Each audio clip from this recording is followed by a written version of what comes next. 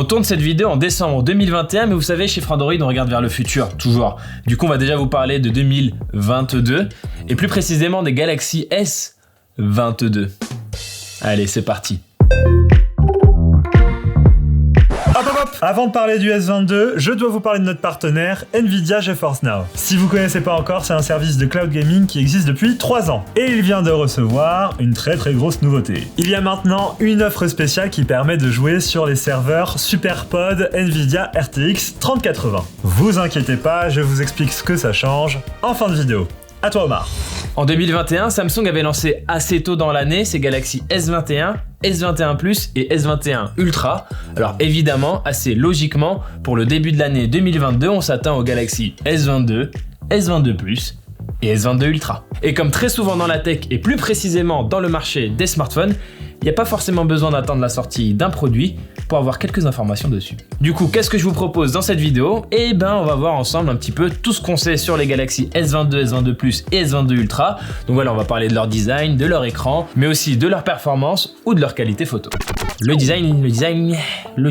J'ai à la fois pas grand chose et beaucoup de choses à vous dire dessus. On va commencer avec les S22 et S22 Plus, parce qu'en vrai c'est ultra simple. Si on se base sur les quelques rendus qui circulent sur le web, surtout sur ceux de OnLeaks, le célèbre leaker français, on peut voir que les Galaxy S22 et S22 Plus, ils reprendraient du coup un écran plat avec le petit poinçon qui va bien en haut au milieu, bien centré, et à l'arrière on aurait toujours du coup ce module photo assez particulier qui vient du coup se ranger en haut à gauche de la face arrière, mais qui vient aussi s'enrouler un petit peu comme ça sur le long de la tranche en fait du téléphone, et qui donne ce petit côté Samsung-esque qu'on aime ou qu'on n'aime pas, mais au moins ça permet de bien distinguer les téléphones. Pour le Galaxy S22 Ultra, il y a un petit peu plus de choses à dire, et en même temps il y a aussi un peu plus de doutes. Sur la face avant, pas de surprise, on aurait toujours un grand écran légèrement incurvé sur les bords.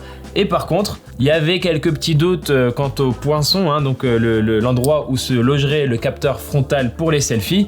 A priori, on aurait bien une bulle, du coup un poinçon, et pas une caméra cachée sous l'écran comme on peut en voir sur le Galaxy Z Fold 3. Et moi je dois vous avouer personnellement que je trouve ça assez logique qu'on n'ait pas encore la caméra sous l'écran sur le Galaxy S22 Ultra, parce qu'en fait Samsung sur le Galaxy Z Fold 3, ils l'ont mis seulement dans l'écran intérieur, celui qui s'ouvre, et cette caméra là sous l'écran, elle était surtout destinée à de la visioconférence, donc il fallait juste une qualité à peu près webcam quoi. C'est pas la folie. Sur un Galaxy S22 Ultra, il va falloir quand même être un peu plus solide pour des qualités selfie, et la caméra sous l'écran, je pense pas qu'elle soit encore au niveau. Peut-être l'année prochaine, peut-être dans 2 ans. Aujourd'hui, demain en 2022, c'est peut-être pas encore le cas. Mais le vrai débat sur le Galaxy S22 Ultra, il se trouve au dos de l'appareil, et plus précisément au niveau du bloc photo, parce qu'il n'y a pas une, il n'y a pas deux, mais il y a 3 hypothèses. Et là pour le coup, OnLeaks lui-même et même Ice Universe, qui est un leaker chinois très prolifique sur Twitter et sur Weibo, même eux, ils admettent qu'il y a encore un petit peu de doute sur cette question-là. Mais voilà, c'est quoi les 3 pistes? A priori, soit on a un bloc photo uni, on va dire les 4 caméras sont dans le bloc photo protubérant, toutes regroupées. Soit, deuxième hypothèse, on aurait 2 îlots distincts, avec d'un côté à la verticale 3 caméras, de l'autre côté toujours à la verticale une caméra et le flash, et du coup au milieu une sorte d'espace. Moi je vous avoue, je le trouve un peu bizarre. Je le regarde là actuellement, c'est pas mon option préférée. Soit, troisième hypothèse, on aurait tout simplement des caméras séparées les unes des autres, un petit peu comme si elles étaient indépendantes les unes des autres, du moins esthétiquement parlant. Du coup vraiment paf paf paf paf, et là a priori aussi une solution moins protubérante. D'ailleurs dites-nous dans les commentaires lequel des 3 designs vous préférez. Et il y a une autre information de taille pour le Galaxy S22 Ultra, il y aurait enfin un emplacement pour le stylet S Pen sur ce Galaxy S22 Ultra. Pour rappel, le Galaxy S21 Ultra, il fonctionnait déjà avec un stylet S Pen, mais il avait ce défaut de ne pas avoir d'emplacement pour le ranger de manière efficace, confortable. Il fallait forcément une coque à côté, bref, un truc pas très pratique. Là, le Galaxy S22 Ultra, il reprendrait enfin vraiment à son compte cette petite signature qui faisait tout le charme de la gamme Galaxy Note, qui elle pour le coup, ça sent de moins en moins bon, vraiment 2022, ce sera comme 2021. A priori, il ne faut pas attendre de Galaxy Note. Alors évidemment, il faut aussi que vous ayez une petite idée des différences de taille qu'il y a entre les 3 modèles. Et pour ça, je peux vous partager les diagonales d'écran auxquelles on s'attend. Le Galaxy S22, c'est le plus petit, il aurait une diagonale de 6,06 pouces contre 6,2 pouces l'année dernière sur le S21, du coup écran un peu plus petit. Même phénomène pour le S22 Plus qui aurait une diagonale de 6,55 pouces contre 6,7 l'année passée. Par contre pour le Galaxy S21 Ultra, on serait sur une diagonale de 6,81 ou 6,8 pouces, il n'y a pas vraiment de changement, d'autant plus que même le S21 Ultra l'année dernière, il était déjà sur du 6,8 pouces, donc là vraiment à peu près les mêmes bases. Pour les caractéristiques on va dire plus précises de ces trois écrans, évidemment un Samsung reprend la même formule, on a de l'AMOLED, ça c'est couru d'avance évidemment, mais aussi mode 120 Hz normal sur les S22, S22 Plus et mode 120 Hz adaptatif sur le S22 Ultra. Il y a aussi des différences sur la définition de l'écran avec du Full HD+ classique pour les S22, S22 Plus et on peut monter jusqu'à du Quad HD+ pour le S22 Ultra. La gamme Galaxy S de Samsung, elle nous a toujours promis beaucoup de choses sur la photo, donc évidemment, forcément, c'est un point qu'on va regarder de près. Pour les Galaxy S22 et S22 Plus, il y a du changement, messieurs, dames, et ça fait plaisir. Je t'ai vu rigoler, je t'ai vu rire. Pourquoi ça fait plaisir en fait? C'est parce qu'en tant que journaliste tech, ça va être beaucoup plus simple à expliquer. Pour rappel, l'année dernière, on avait un capteur de 64 mégapixels qui faisait la 8K et le zoom x3, mais qui n'était pas le capteur principal, parce que le capteur principal, il était seulement 12 mégapixels classique et tout. Enfin, c'était une gymnastique mentale pour expliquer tout ça. Aujourd'hui, pour 2022, les Galaxy S22 et S22 Plus, a priori, ça va être plus simple à comprendre. Apparemment, on aurait donc un capteur principal de 50 mégapixels, donc c'est le capteur avec la plus grande définition, et c'est sans doute avec lui qu'on pourrait faire des photos plein format, donc en 50 mégapixels, et aussi peut-être les vidéos en 8K. À côté de ça, on aurait un ultra grand angle 12 mégapixels, classique, et petite surprise, bonne surprise, un zoom optique x3. Pourquoi c'est une bonne nouvelle? Parce que l'année dernière sur les S21 et S21 Plus, on avait ce zoom x3 qui était géré par le fameux capteur 64 mégapixels. Donc c'était un grossissement numérique géré par les algorithmes de Samsung.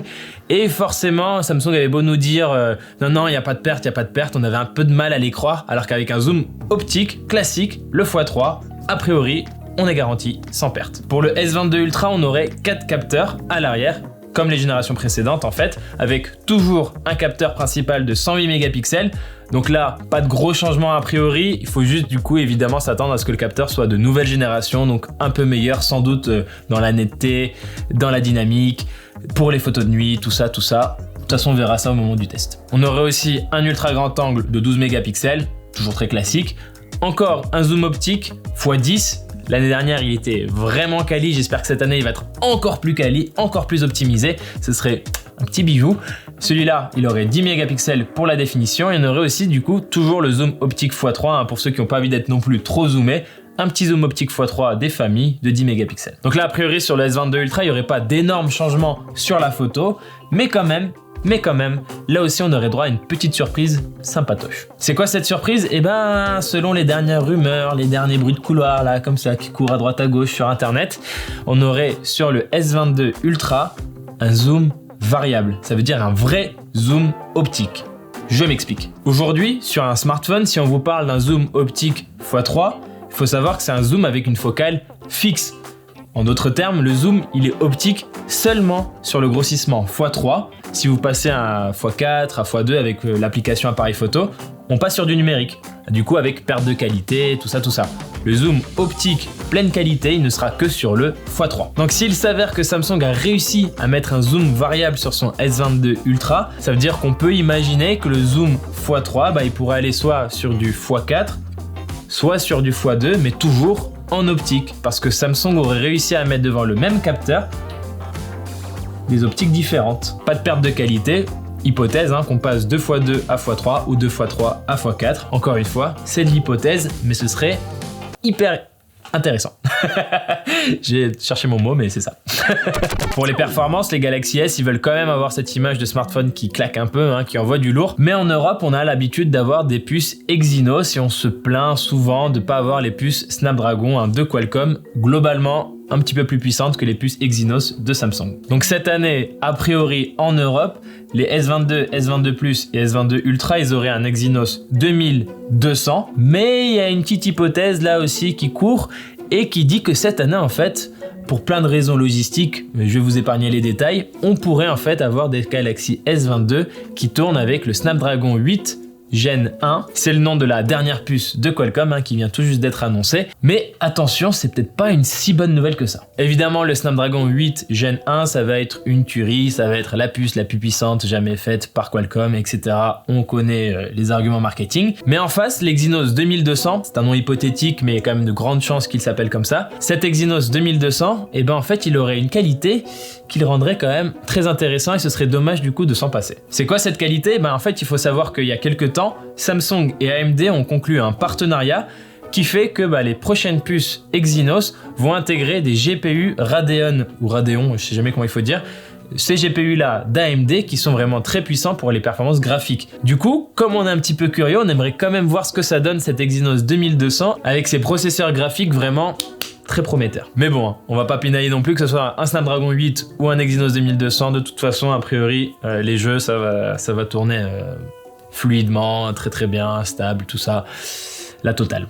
Pour les batteries, il faudrait apparemment miser sur des capacités un peu plus faibles que les dernières pour les S22 et S22 Plus. Du coup, laissez-moi regarder mes notes, on aurait 3800 voire 3700 mAh pour le Galaxy S22 et 4600 mAh pour le Galaxy S22 Plus. Pour le Galaxy S22 Ultra, pas de changement, faut s'attendre à du 5000 mAh. Et il y a une autre question qui peut se poser, c'est celle de la charge rapide. Je rappelle quand même que l'année dernière, Samsung s'était cantonné à du 25 watts et ça pouvait être un petit peu frustrant pour les utilisateurs, surtout quand on voit que les concurrents ils sont à du 65 watts, on parle même de 120 watts chez Xiaomi avec le 11T Pro.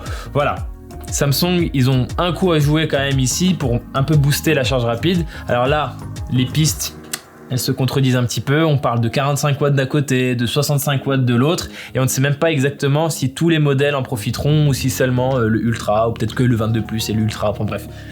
Encore un peu flou tout ça.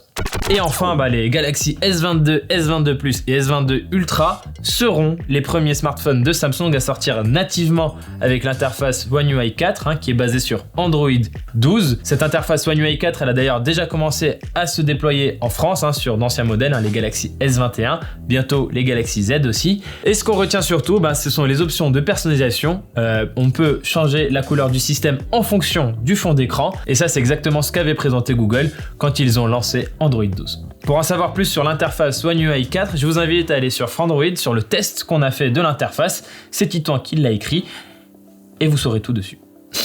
Voilà, petite promo. En ce qui concerne les prix, à l'heure actuelle, on n'a pas vraiment de piste ou de source crédible, mais il faut quand même se douter que ce sera à peu près les mêmes prix que l'année dernière. Donc on rappelle, le S21 avait été lancé à partir de 859 €, le S21 Plus à partir de 1059 € et le S21 Ultra à partir de 1259 €. Donc a priori, on est dans les mêmes eaux pour les S22. Et la date de présentation, aux dernières nouvelles, ce serait le 8 février, donc un peu plus tard que l'année dernière où ça avait été vraiment présenté en janvier. 8 février, ça rentre un peu plus dans le calendrier habituel de Samsung, mais quand même, on reste sur une date assez tôt dans le calendrier. Mais c'est pas plus mal. Voilà, c'est tout pour cette vidéo.